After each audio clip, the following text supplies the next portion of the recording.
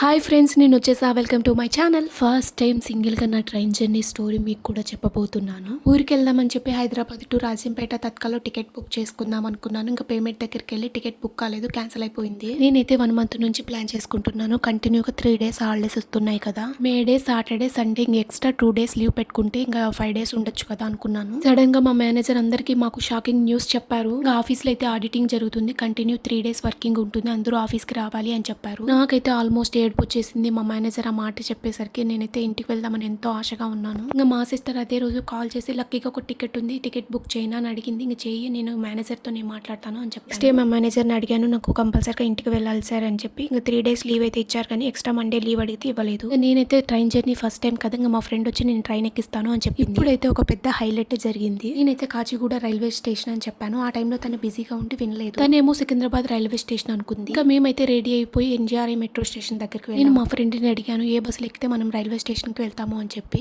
రోజు మనం ఆఫీస్కి వెళ్ళినట్టు 279, 290 ఎక్కితే సరిపోతుంది అని చెప్పింది. నాకైతే అప్పుడు డౌట్ వచ్చింది. ఇంకా నేను మా ఫ్రెండ్ని అడిగాను సికింద్రాబాద్ దగ్గరైనా కాచిగూడ అని.